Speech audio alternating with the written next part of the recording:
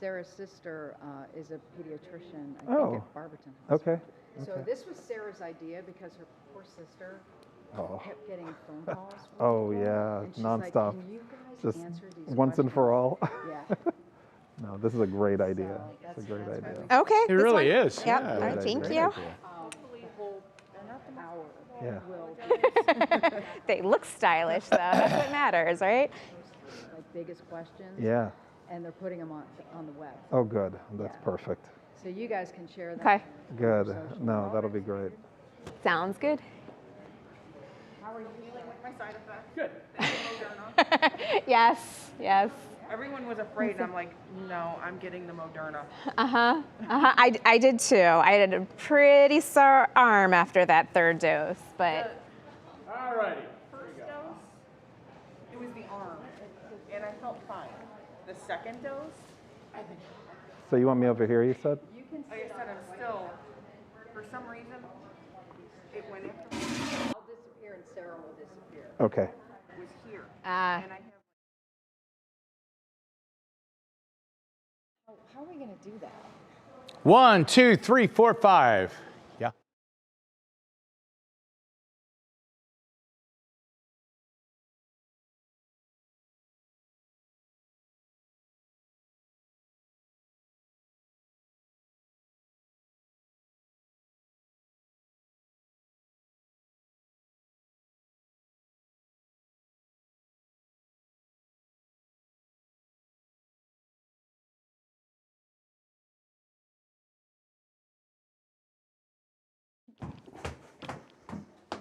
Hey, mic check. Sarah's mic. Sorry, just grabbing my compact real quick.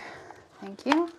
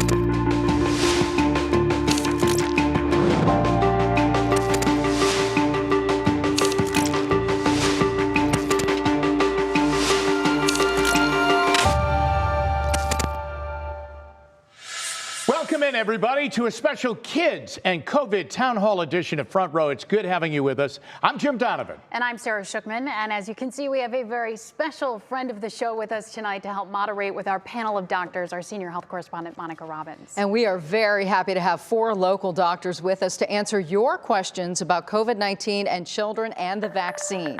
So let me introduce them. From Akron Children's Hospital, we have Dr. Michael Bigham, Chief Quality Officer and Pediatric Critical Care Physician. We also have Dr. Michael Forbes, Chair of the Department of Pediatrics and Critical Care Physician. Dr. Kimberly Giuliano joins us from Cleveland Clinic Children. She serves as Chair of Primary Care Pediatrics. And Dr. Amy Edwards, Assistant Professor of Pediatrics, Division of Pediatric Infectious Diseases with Rainbow Babies and Children's Hospital. So let's get right to it. Experts say vaccinating children is a very important step in helping them get back to normal. But many still acknowledge the decision for parents may be difficult given the newness of the vaccine. As well as the illness's less severe impacts on children compared to older people. So how did we get here? 18 months after the coronavirus took hold in the United States, its grip has shifted. Whereas once children rarely showed up in hospitals, that has changed. We know that when the virus first came into the United States, children accounted for less than 3% of cases. Now they account for 27% of cases. We'll have 200,000 cases of disease in children a week, or 250,000 cases a week. That takes us to today, with 28 million children ages 5 to 11 eligible, is a potential game changer in the fight against the pandemic. I think it's great. I think all kids need vaccinations because it's still spreading through kids. I have a almost 2-year-old, a 6-year-old, and a 7-year-old, and I will not be getting them vaccinated right now. While parents are divided and in some cases undecided, here's what's clear. In that 5 to 11 age range, 8,300 children have been hospitalized with COVID, and 146 have died, making it the 8th highest killer. Does COVID cause problems for most children? The answer is no. But tell that to the parents of the children who are fighting for their lives as we speak. Children hospitalized with COVID tend to have underlying conditions such as obesity or diabetes. Then there's the MIS-C, or multi-system inflammatory syndrome. Rare in children, but life-threatening. It can cause hyperactive immune response that attacks the body. 5,200 children in the U.S. diagnosed with COVID have developed that complication. It's most common among kids 6 to 11. Who had no pre-existing conditions and were considered healthy. I'd never heard of it, or I'd have had her in there sooner. So that night she ended up in the ICU, and the next day she was put on a ventilator. It's a reality no parent wants to face as they bear the weight of a decision while balancing medical advice with head, heart, and instinct for the ones they love. So I'm here in the Health Hub with 2 of our doctors, and I want to remind you that our discussion will continue at 7:30 on our digital platforms, which you can find on WKYC.com, the WKYC Facebook page. We're streaming this, as well as the WKYC YouTube channel. And of course, we want your questions, so feel free to put them in the comments section. But I want to get everything started, and that belongs to Jim Donovan. Jim, back to you. All right, thanks, Monica. And I'm here with Dr. Michael Forbes from Akron Children's. All right, we're going to go to work. Here we go. First question of the night comes from Terry in Broadview Heights. And Terry wants to know, why are dosages, doctor, determined by age and not weight? That's a great question, as the doses are all a little bit different depending on how old and the ages. But it turns out with vaccines, unlike other medications that we use to treat children, vaccines are based on, we say, developmental biology. Yeah. Your immune system is different as an infant versus a teenager and as an adult. And so what the researchers did in their studies were they found the appropriate dose based on the developmental age of the child. All right. And so it's not based on weight. Good answer, good information. We go to Sarah. She's in the newsroom. Yeah, thanks, Jimmy and Dr. Forbes. Now, I'm here with Dr. Kimberly Giuliano with Cleveland Clinic. And one of our viewers, Dr. Giuliano, she wrote in, my child will be turning 12 at the end of November. Should I get her the pediatric dose now or wait until she's 12 so she can get the adult-sized dose? So I'd recommend getting the vaccine as soon as you possibly have access to it. The longer we go unprotected, the greater our chances of getting an infection would be. And we are really reassured that the effectiveness of the lower dose for the 11-year-olds is really, really high. So getting that lower dose today is probably going to provide just as much immunity as a higher dose would in just a few more weeks. So if we have access to it, I'd say go for it now. Yeah, as soon as you can. Yeah. All right, Dr. Giuliano, thank you so much. Let's get back to the Health Hub where we find Monica Robbins. Thank you so much, Sarah. Dr. Edwards, I'm going to start with you. How can I trust this when the child research was just a couple of months long? You know, that's a really great question, and it's one I actually get a lot. But what I want to emphasize is pediatric vaccine trials are actually always fairly short. We don't think about that because we actually see that the whole trial might last several years. But the actual reason for that has more to do with logistics and enrollment and things like that. But what you actually only need for pediatric vaccine trials is a couple months of safety data, usually 3 or 4 months is the standard, and then efficacy, which we already have both of those. And so there's nothing about this vaccine trial that's different from other pediatric vaccine trials. So this was just mainly looking at safety, right? Safety and antibody response and vaccine efficacy. They actually did all three. Okay, Dr. Bigham, let me move on to you. This question is about a rare heart condition in kids that can be triggered by the COVID-19 vaccine. So this questioner says, I'm afraid of giving my child the vaccine because of myocarditis. Isn't there a high risk? Sure. I think it's important first to understand what is myocarditis. It's an inflammation of the heart muscle. That inflammation can sometimes cause heart rhythm abnormalities. It can also cause heart dysfunction. But in order to answer that question fully, we need to think about two things. We need to think about what is the risk of myocarditis with the vaccine. So in the youngest kids, those kids 5 to 11, they found no cases of myocarditis. In fact, they were careful after they enrolled the first 1,500 patients in the trial. They actually doubled the number of enrollees in the trial to make sure that they didn't see any of these uncommon vaccine complications like myocarditis. Now, in time, there might be a low rate of those, but I think the counter to that is, well, what if I don't get a vaccine but instead get COVID-19 infection? And what is the risk of myocarditis with that? And what we know fairly certainly by the literature is that the risk of myocarditis is greater with the COVID-19 infection than it is with the vaccine itself. That's really important information. All right, Jimmy, I will throw it back to you.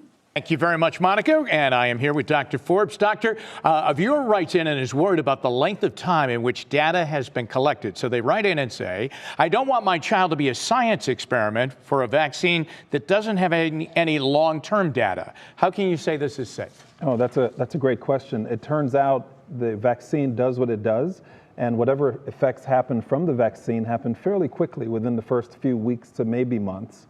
And after that, it's gone. In fact, if you notice, we're all getting boosters these days. That's because the effect of the vaccine wanes after it appears about 6 to 9 months. And so as far as long-term effects, we don't really think in terms of long-term effects because the vaccine doesn't really stick around that long. And we roll along with more questions. Sarah and Dr. Giuliano are in the newsroom. Sarah, one more question before we take our first break. We are getting some really great, important questions from you. Thank you so much for joining us tonight. So a quick question for you, Dr. Giuliano, about dosage size. We had a viewer ask, can the first dose be pediatric and the second dose adult? Yes. So the recommendations are that you get the dose for the age that you are on the day of vaccination. So if you're 11 on day 1 for dose 1, you'll get that lower dose. And if you turn 12 between the two, then you will get the second dose to be a little bit higher. So parents for tweens can have some confidence in, again, as soon as you have access to this vaccine, getting it. Absolutely. Even 21-day birthdays in between. Right, right. And regardless of whether you're getting that 10 or 30 microgram dose, we know that it's effective. And we know that there's just slightly less risk of side effects at the lower dose. So I would definitely go ahead and get that first dose as soon as possible. Absolutely. All right, Dr. Giuliano, thank you so much. Still ahead, a family shares their own experience after their 5-month-old baby girl suffered complications from COVID-19. Their message tonight to other parents. So stay with us. We're answering more of your kids and COVID questions in minutes.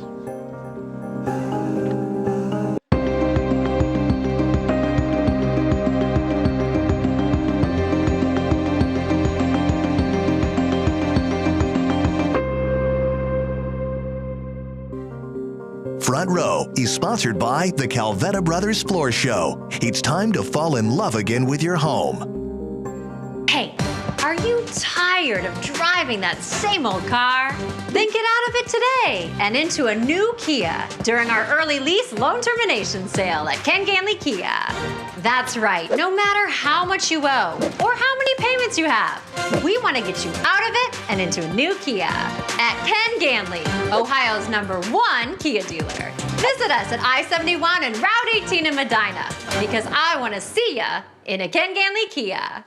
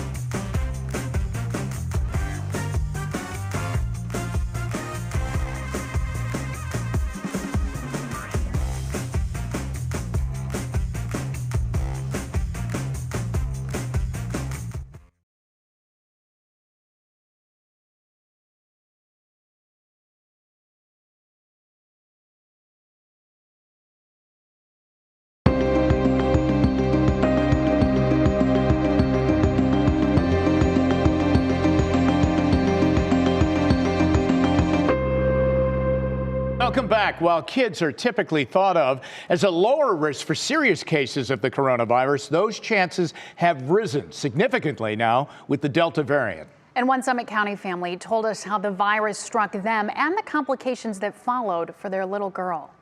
The Peacock family's battle with the coronavirus started like many stories you've heard, even for 5-month-old Madeline. Some congestion, fatigue, just kind of irritable. I mean, she was 5 months old, so I couldn't really ask her exactly how she was feeling. What they thought was initially a cold was actually COVID-19. Lauren, her husband, and their 2 daughters all tested positive. About 2 weeks later, once we were out of our quarantine period, it seemed like everybody was doing pretty well. The kids went back to daycare and they went back to work. Then Lauren, a nurse at Cleveland Clinic, got this message on her way home from a night shift. I get this picture of her feet, in her hands and they're purple. And they're like, hey, you know, Maddie's really not feeling too well. I think you should come and pick her up. The Peacocks rushed their baby to the emergency room where little Maddie tested positive for COVID again and took a turn for the worse. And I can see out of the corner of my eye, her heart rate is like going up into the 240s, 250s, 260s. And I can see that she's having a hard time breathing. She's grunting, her eyes are closed. I just turned to them and I said, this is not her baseline. You guys need to get people in here because this isn't normal. My husband and I were just like sitting there sobbing because like at that point, she just really didn't look good. I really felt like we were gonna lose her. Doctors got Maddie stabilized in the ICU and diagnosed her with Miss C, cases of multisystem inflammatory syndrome in children, a condition where some organs become inflamed, have spiked for kids who've had COVID-19. Even the doctors don't really know yet what puts a child more at risk for this. Maddie spent 10 days in the hospital recovering with the help of an antibody treatment typically reserved for cancer patients. I think it'll be a while before, you know, parents like myself, you know, have answers to some of our questions. Maddie is now 15 months old and thriving, but Lauren still worries about the future. Please, please put your kid in a mask. Keep social distancing. Vaccinate them if you can. It was really, truly a parent's worst nightmare. Yeah, Jimmy, I mean, this is worst case scenario here. Yeah. And I think the scary thing is the risk, as Laura said, doctors really don't know yet. It is also new. What makes otherwise healthy kids at risk for Miss C and some other complications after even what seems like mild coronavirus illness? You know what the basic frightening part of that story is? That that's a little baby and they can't tell you. Right. Right? How they're Yes. feeling or what the complications are. And what a heads up set of parents to really, you know, realize that there was something really seriously wrong. Absolutely, and they still can't be vaccinated, Right. kids under 5 years old. So there's another push here again to protect the community by vaccinating the rest of us. Well, thank heavens. Yes. Maddie looks great. I know. Absolutely. Thank Over to the goodness. Health Hub right now. And here's Monica. Hey, thanks so much, Jimmy. Yeah, we were listening to that story, and Dr. Begum, I want to start with you about that. Brought up a great point about the kids who are admitted with Miss C. They're obviously not vaccinated. Are their families vaccinated? Not typically. Most of our experience, whether they've been admitted to the hospital with COVID-19 infection or admitted to the hospital with Miss C, their families are generally not vaccinated. And that's probably where they were initially exposed to the COVID-19 infection.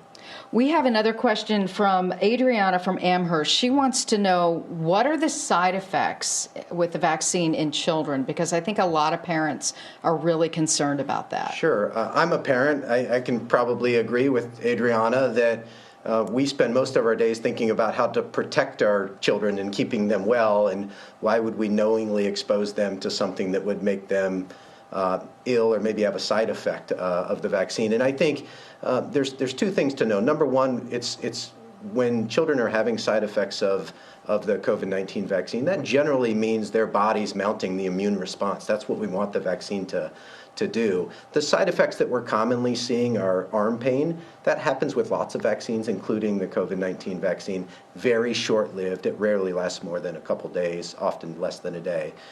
We are seeing some children with headaches or fevers, sometimes some muscle aches. What we do know is when they did this study, they kept reducing the dose for these younger children, and they wanted to get to the dose that had that robust immune response that we want the vaccine to have, but had the least amount of side effects. And that's how they landed on this dose for the 5 to 11-year-olds that's lower than the adult dose.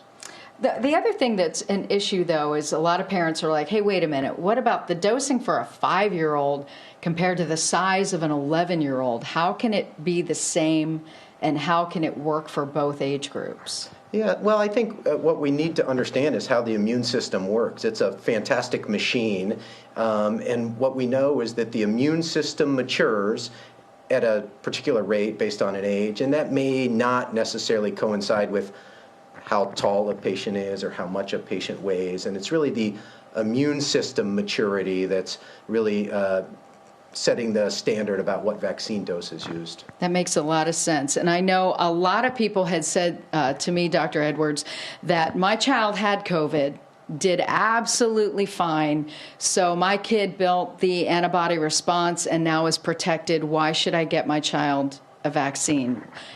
Is that true? Well, it's certainly true that a natural infection gives you protection for a time, typically for a couple of months. It's not true that that protection is very lasting.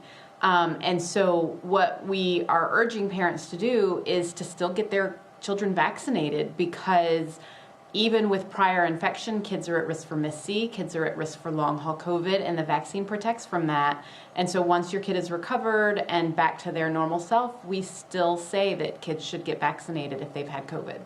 All right, we're going to throw to break. I know we have a lot more questions we want to get in. So for now, we'll be back in a moment.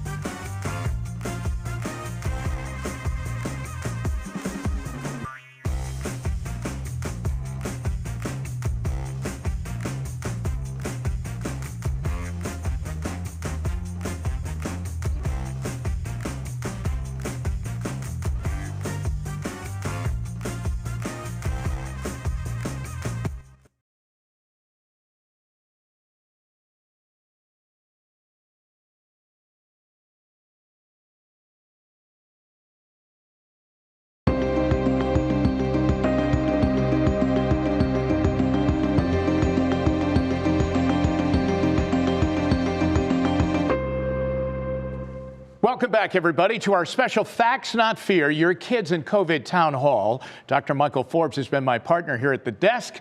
We get to another question from one of our viewers. Nancy from Wadsworth writes in, is it safe to send an unvaccinated child to daycare?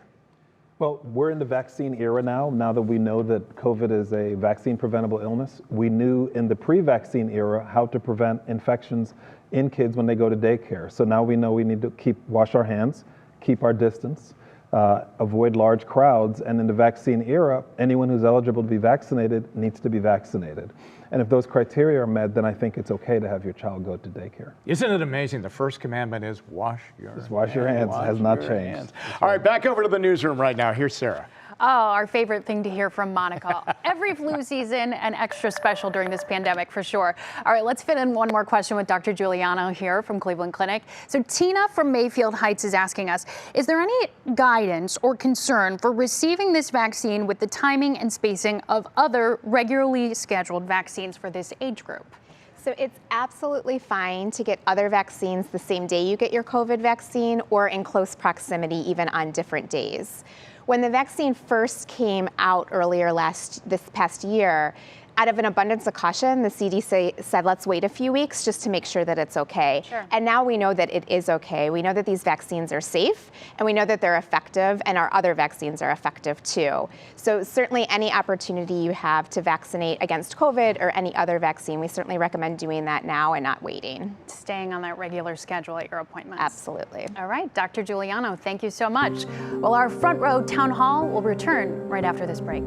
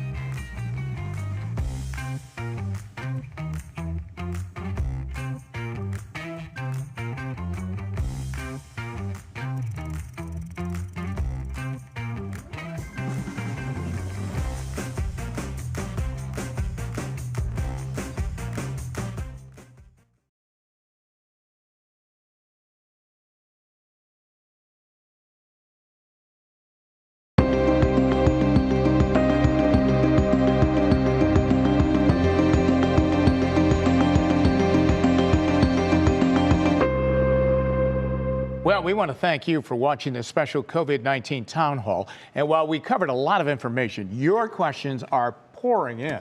Yeah, and our panel of doctors is going to stick around to answer more of those questions. Yeah, Monica and I will be heading back into the Health Hub for the live digital portion of this show, Facts, Not Fear, Your Kids and COVID Town Hall. So stay with us on WKYC.com, our app, or our Facebook page to get your questions answered. Have a great night. Thank you for spending the evening with 3 News. Watch us live wherever you are, on our website, on our apps, or on your favorite streaming service.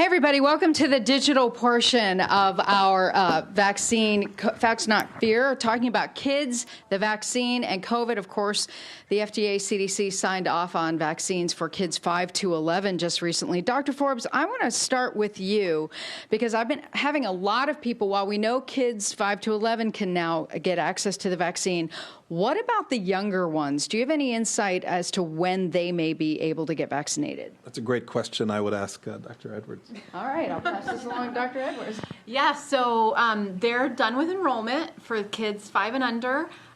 They are doing a similar thing how they did with the 5 to 11. They're doing a dose trial, and then they're going to look at antibody response and possibly vaccine efficacy. So fingers crossed, we're hoping late winter, sometime, February, March of 2022. So are we looking at like 2 to 5 or 6 months to 5? 6 months to 5.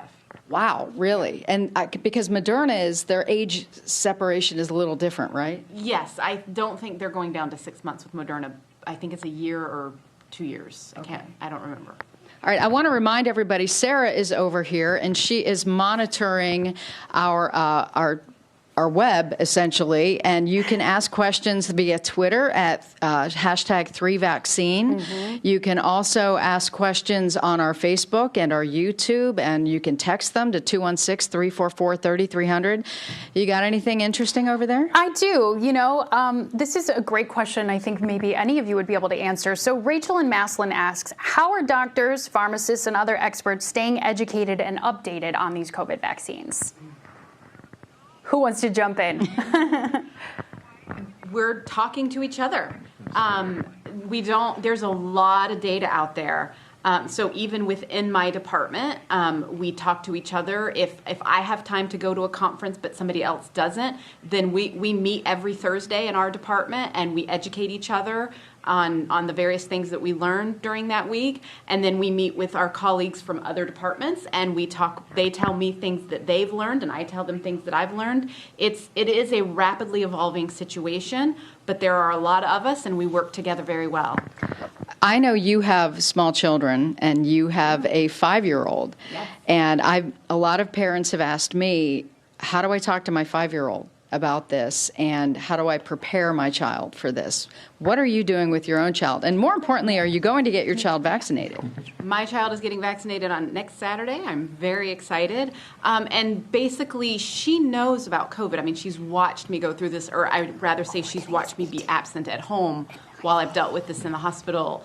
And she's very excited to get the vaccine. She's not loving the idea of the needle, but the pack of M&Ms she's getting afterwards, she's super excited about.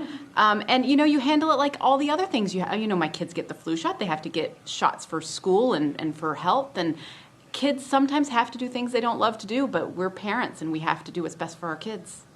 That's great. Dr. Giuliano, I want to ask you something because I think, I know none of you are psychiatrists, but one of the things I'm hearing a lot from parents is that they're very scared, and they are a little guilty if they've been vaccinated and they're not sure they want to get their child vaccinated. Have you been having these conversations with parents? Yes, there's a lot of parents out there that have been vaccinated and are just wondering if that's the right thing to do for their child. So you're certainly not alone if you're having those thoughts. I've been really reassured by the data that's come out over the last couple of weeks showing just how safe this vaccine is, how we're able to get a good immune response with a much lower dose. And so I'm really confident that our children are going to tolerate this well. They tend to get more sore arms, but less of the fevers, less of the muscle aches, less of the fatigue. So certainly I understand where parents' concerns can come from, but really, even if you've had a rough reaction to a vaccine, doesn't mean that's going to happen for your child. That's great advice. Sara, I'll throw it over to you. Yeah, so here's another question that, in terms of misinformation and things that people are seeing out there. Tammy from Facebook asks, since there hasn't been much testing on children, which I know we've clearly talked about the extent of the testing, but adults have had 2 shots. Now we keep hearing about boosters all the time. Are we following a money trail here? I don't know what to believe. Anybody? Dr. Bingham? I can maybe just start. First of all, I think it's important to know that we're professionals. Physicians, scientists are professionals. There's there's actually nothing lucrative about this other than the sort of the reassurance that we get in child health. That's the real investment that we're making, is in child health. And so when we talk about, I hear this a lot about, well, doctors are being funded or they're getting kickbacks from Big Pharma. That's just not the case. What we care about is the health and wellness of kids.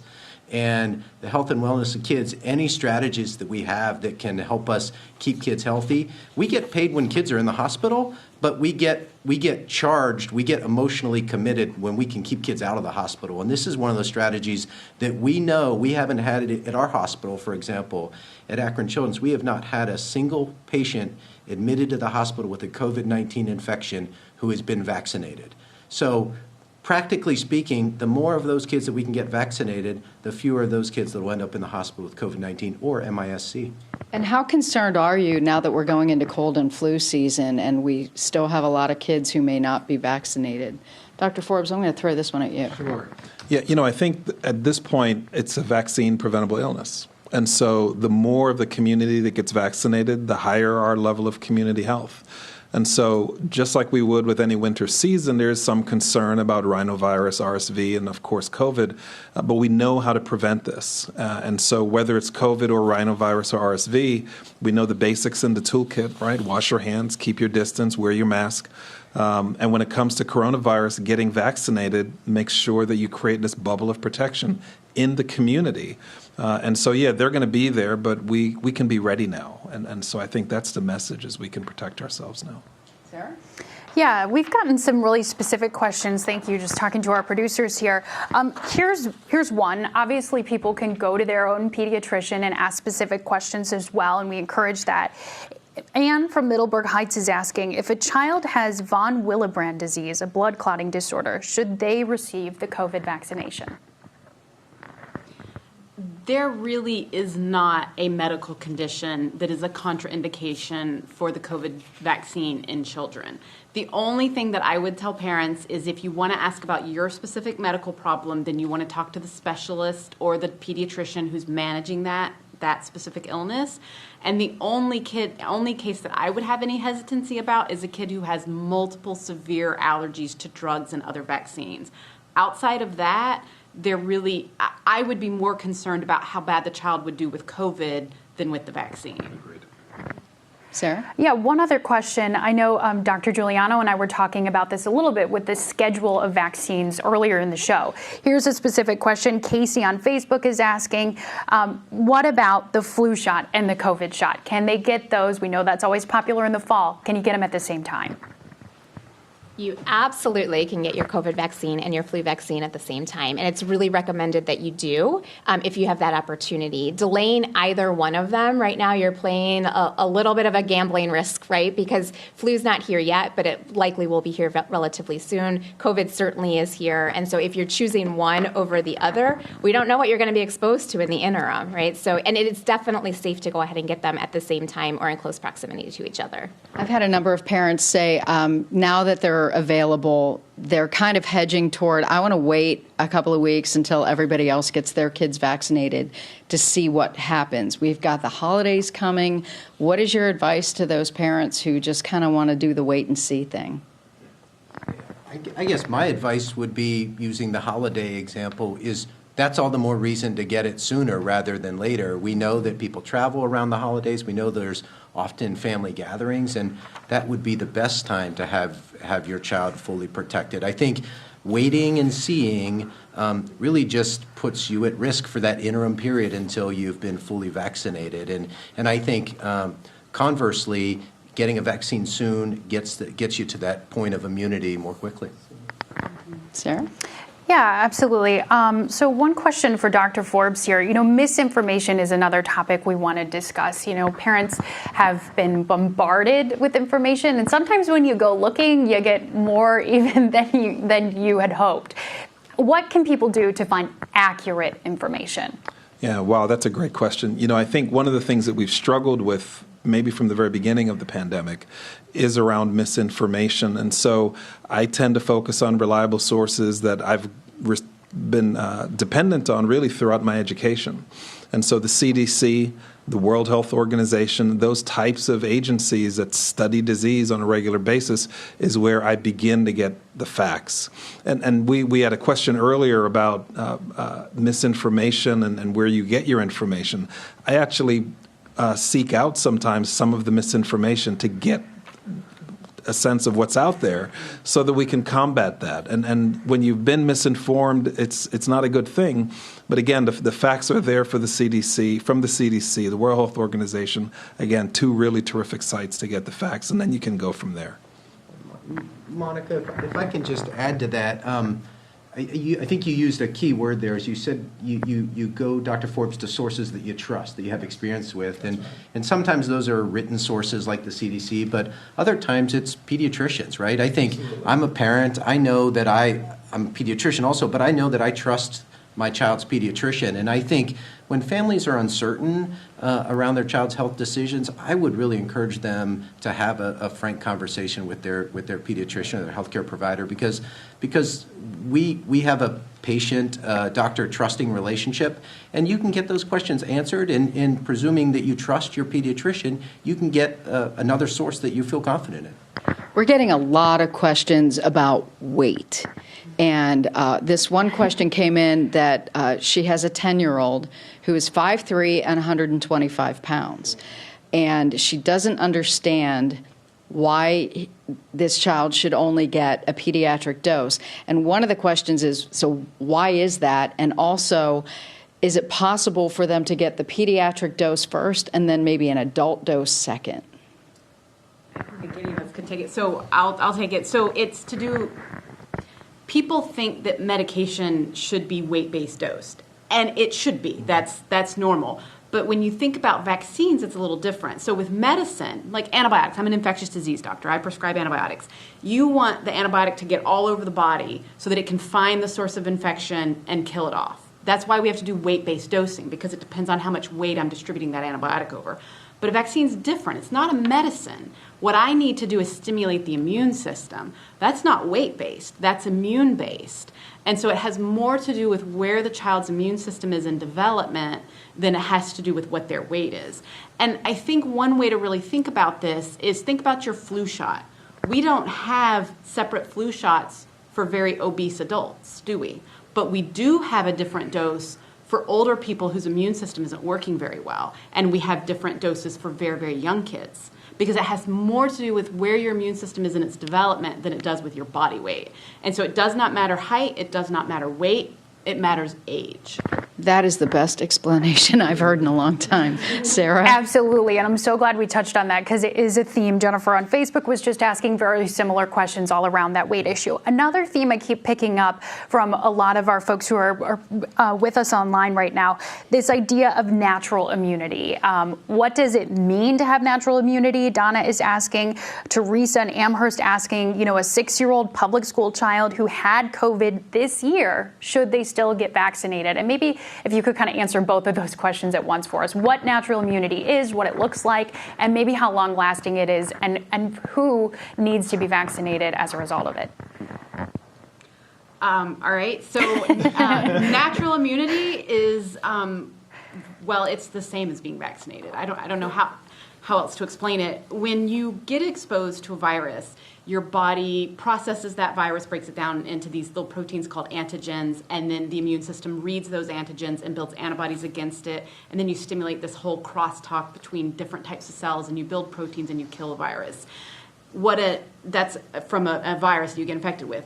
What a vaccine does is it does the exact same thing. It introduces something called antigens into the body, in this case via an mRNA mechanism, but it's still the same thing, and the body processes those antigens, and then it crosstalks between like T cells and B cells and gives you antibodies. So there's actually not really a big difference in what the immunity looks like inside the body as far as your B cell response, your T cell response, your cytokine response. What does appear to be different is the longevity of the durability of the immunity. So with natural infection, it doesn't appear that immunity is very durable, but with the vaccine, it appears to be a more durable immunity. And so that's the main difference between catching COVID and getting the vaccine, is how long your protection lasts. And isn't the vaccine giving people 10 times the amount of protection that a natural infection would give them? So it depends on how you're interpreting that. So it is true that you have higher antibody levels with the vaccine than you do with natural infection, but it has more to do with how clinically relevant it is. So what we know in kids who have been infected, we know that about 80% of them do mount an immune response that prevents them from getting reinfected, at least in the near term, in the next couple of months. But with the vaccine, it's 95%. So what you're seeing is more people get protection, and that protection lasts longer with the vaccine. Yeah, if I can add, I think one of the things that's different about natural versus vaccine immunity are also the consequences of those processes, if you may. So as Dr. Begum pointed out earlier, our patients that are admitted to the hospital tend to be those that have natural infection, and now they have natural immunity, but they also have MIS-C, long COVID, myocarditis, frankly, and other consequences of natural infection, including hospitalization and death. And so the difference between vaccine immunity and natural immunity is the virtual elimination of hospitalization and death, the elimination of MIS-C with vaccine immunity. And so the choice that we all have to make is, do you want natural immunity or vaccine immunity? The other advantage of vaccine immunity that we're appreciating is the likelihood of spreading is lower when you compare vaccinated folks to unvaccinated folks. So controlling the spread of the infection and improving community health is much more easier, frankly, and safer with vaccine immunity than natural immunity. Yeah, really great points there.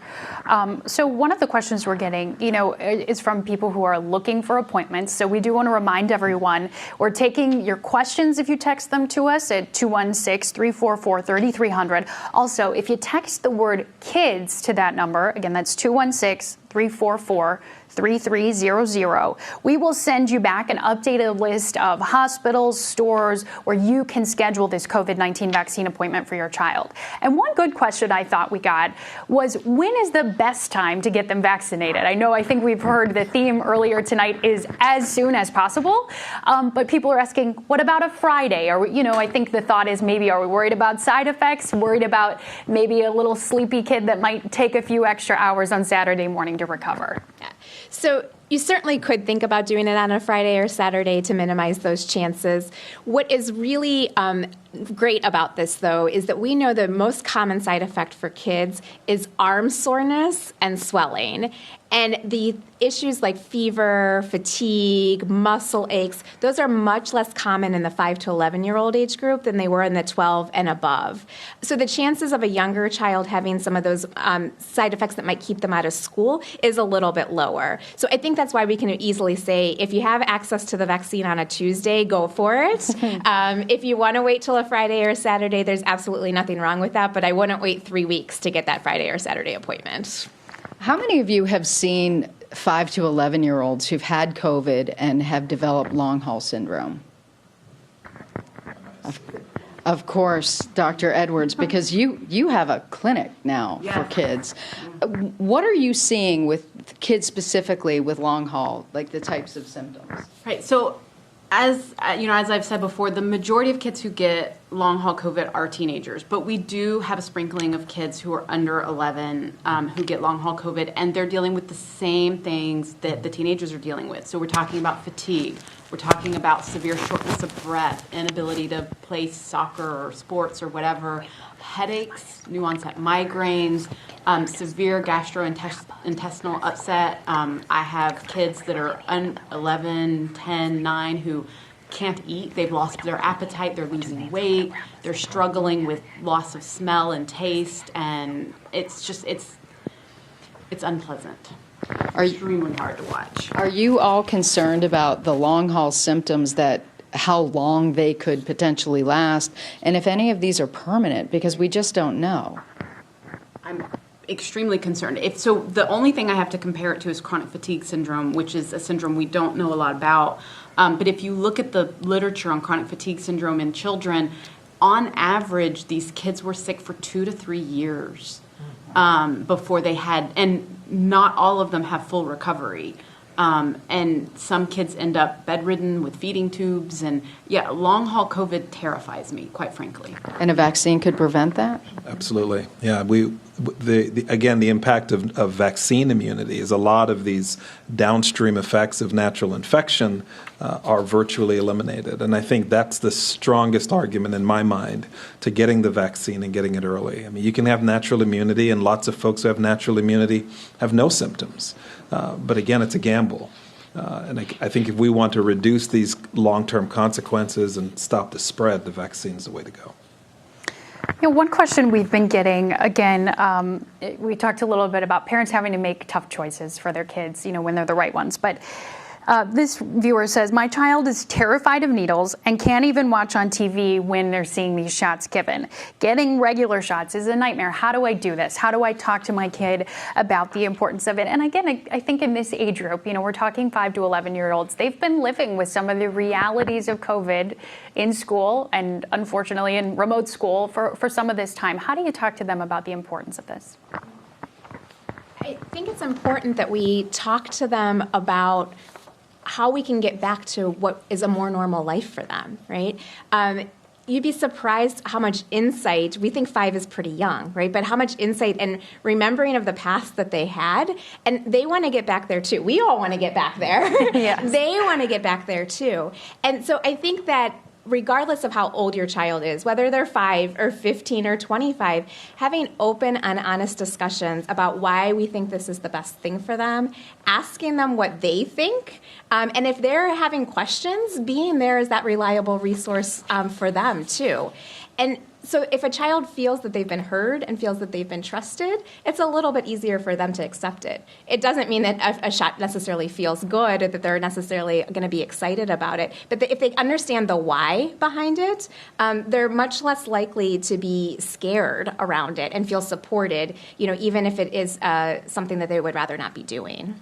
And maybe if I can just add to that, that child may not be in the position to make the choice, do I or don't I get the COVID vaccine? But I think most of us as pediatricians like to find choices that we do let the child make. So do you want the vaccine in your left arm or your right arm? Would you like to be laying down, or do you want to be sitting on your caregiver or parent's lap? Would you like to bring a special, safety net, a teddy bear or a blanket with you? So I do think allowing a child in this circumstance to have a conversation about and make some decisions that maybe aren't the official decision about whether or not they get the vaccine, but let them being involved in other portions of that decision are useful.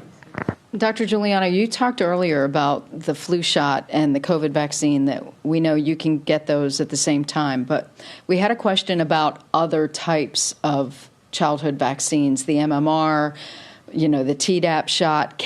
Does that have any impact with the COVID vaccine, or can you get all of those at the same time? You can get any vaccine at the same time as your COVID vaccine. And it's super important that we don't delay those other vaccinations also. Certainly COVID is more prevalent in our community right now, but unfortunately diseases like measles are out there, whooping cough is out there. And so it really is best that we try to get them in as close proximity as we possibly can and stay on schedule. One question we have, I know so many adults have had this question too, around the technology with mRNA vaccines. Some adults have had options where they were able to maybe choose the J&J, a little more traditional vaccine process that we've known about. The research that shows that the COVID vaccine here, Lisa in Broadview Heights is asking, will not have long-term side effects on children 5 to 11. How can we say or maybe guarantee any minimal risk to them long term? Is there anything special folks should be doing? Okay, Dr. Edwards is reacting right away off camera here. Mostly because it's one of my favorite questions, because I think it's such a normal question to ask, but yet it makes no biological sense. I mean, there's literally no way for a vaccine to have long-term side effects, and parents are actually misinformed when they say, oh, but we have long-term safety data on these other vaccines. We don't. We don't study long-term safety of vaccines because there's no such thing as long-term safety for vaccines. The vaccine is only in your arm for like a couple of hours to maybe a day, and then it's gone. You would not take a dose of Tylenol today and then worry about getting cancer 10 years from now. That's illogical. And it's just like that. I mean, I understand where the question's coming from, but from a basic biochemical standpoint, it's not a logical question because there's no biological basis for a vaccine to have a hidden long-term side effect. Any side effect that the vaccine is going to have is going to be in the first 4 to 6 weeks after the shot. Period. End of sentence. Wow. Well, one of the other realities along the same lines is that 6 to 9 months after everyone had their first wave of vaccines, there was a need for boosters. Because to your point, it's gone, right? And even the effect starts to wane. So again, there's no, as far as long-term effects, it doesn't exist. Are kids going to need boosters too? Yeah, I mean, I think, so there's two considerations. Number one, it's likely that they will, but number two, none of us are booking those third doses yet. I think this is maybe further evidence that we're going to follow the science. The science will tell us whether or not an additional dose is needed. The science may tell us an additional dose, but yet a smaller dose is needed. I think it's too early to know, but I think what I remain confident is that we'll be informed by the science when we make that decision. We aren't making any foregone conclusions now. And I'll add, we are continuing to follow those children who were enrolled in the study, right? So they'll follow their course of whether or not they get infected, what their antibody levels do. And similar to what we've done with adults, that will help us to inform when the right time is for children. And I think all of us kind of think it's probably more of a when instead of an if, but certainly the science will let us know that. One thing, as we're talking about the science here that's coming in right now, sort of maybe you can update us. If a child does get COVID, how are you treating them at this point? Are there specific medications that can be given to help mitigate symptoms? Dr. Bingham? Well, yeah, thanks for letting me take this one. In the intensive care unit, we do all the things that we do to support the sickest of sick patients, right? Sometimes it's breathing tubes and breathing machines. Sometimes it's blood pressure supporting medicine, and ultimately we're able to get those children through. Those kids that have MIS-C, for example, we're using steroids. We're using a whole slew of different biological medications, immunoglobulins, and so there's a cocktail of things. So for those people that are worried about this cocktail that is a vaccine, what I can be certain of is that the cocktail of managing someone sick in the ICU with COVID is far more complicated than a vaccine. And so again, that would be, I guess, maybe reason to go with a vaccine instead of the risk of the more complicated management medications in the ICU. In terms of how we're managing COVID in the community, it's really symptom management. It's in the less severe cases, it is more like a cold, sometimes a bad cold, sometimes, but it's only once kids get into the hospital and even the ICU where we really escalate up some of the more complicated medications. Thank you for that. I think we just have, I'm sorry. Can I add? Yeah, please, I think Dr. you should Forbes. also talk to your healthcare provider to find out if your child's high risk, were they to get COVID, because there are medications in the pipeline that may be available to prevent them from even being hospitalized. So talk to your healthcare provider about that. Are you referring to the Merck? I don't know who the manufacturer is. No, okay. Dr. Forbes, thanks for bringing that up. There is a monoclonal antibody, so kids that are infected with COVID-19 that are at high risk can get treated with a monoclonal antibody. And I guess that's fair. That would be a pre-admission treatment that could prevent hospitalization, but that's about it for otherwise. And I would add to that, is probably, especially for this audience who may have a lot of children in the 5 to 11-year-old category, the monoclonal antibody has FDA authorization, ages 12 and up, right? So it is not an option for our youngest children. It's 12 and up with underlying medical conditions. Which is why you all are saying get them vaccinated. Absolutely. Yeah. Okay. So, Monica, we just have a few minutes left now, and we're kind of wondering if everybody could kind of give us just a little final word on this, a wrap up, maybe a point that, in terms of our questions tonight, one you've gotten a lot in your own offices, in your own experience with patients and families. Let's start with you, Dr. Forbes. Sure. I think this is most exciting moment for me in the pandemic. And frankly, every month is a little more exciting because, as Dr. Bigham pointed out, we have followed the science. We have learned what we've learned. We've taken care of our elders. We've taken care of our 12s and above. And now we can take care of our 5 to 11. And so the bubble of protection is expanding. And I just think this is a terrific time to move one step forward as a culture, as a community, in bringing this pandemic to an end. So I'm just thrilled. Yeah, it's super exciting. As a pediatric infectious disease doctor, fewer patients, please. So get them vaccinated and keep them out of my clinic. As a mom, I'm super excited. You know, my 5-year-old is getting vaccinated here very soon, and we're thrilled. And the one thing I would emphasize is, as a doctor and as a mom, this vaccine is safe and it's effective. I took it myself, and I'm giving it to my kids. I have no qualms about that. And I will put an exclamation point on that comment. Yes, and I think for me that this is about trust. So much of this topic has been riddled with distrust and misinformation. I guess my parting comment would be, we don't have a relationship with everybody in your audience. But I'm hopeful that everybody in your audience has a relationship with a healthcare provider they trust. And I would encourage them to trust us, but if they're uncomfortable trusting our advice, to have a frank and honest conversation with their healthcare provider, because the evidence would say that almost all pediatricians are vaccinated. And they're not vaccinated because they're influenced by pharma or any other reason. They're vaccinated because they are critics of the science. They've studied the science, they believe in the science, and they've taken the vaccine themselves, and they believe in the vaccine and its ability to improve child health. You know, one of the topics that we haven't touched on much tonight is some of the other effects that children have had related to the pandemic, right? It's the virtual schooling, it's sitting out of extracurricular activities, whether or not you're going to visit grandma and grandpa, if you're going to get on that plane trip for the holidays. And that's really taken a significant toll on our children. And so giving them the opportunity to get back to more of that semblance of normal and be able to do it with confidence, right? That we're comfortable as parents that our kids are going to be safe in those situations, and that the kids are feeling safe in those regards too. I think that is huge for their overall emotional development and their well-being. And I'll share, similar to Amy, I have 2 children in the 5 to 11-year-old category, so I cannot wait for their vaccine appointments that's coming up. They're equally as excited as I am too. I can't thank each and every one of you enough for being part of this and this incredible informative hour.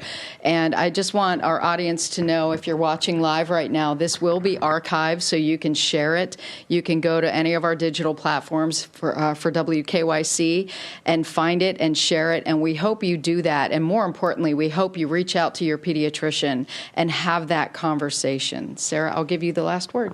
Yeah, absolutely. Thank you again to all of you for your time this evening, for working with us, and to all of you for joining us tonight and for sending us your questions. They're important, and we hope that we got them answered tonight. If we didn't, we have compiled a list of the most frequently asked questions and answers from our panel here, and you'll find that, as Monica said, on WKYC.com, archived along with this entire show if you want to go back and reference it.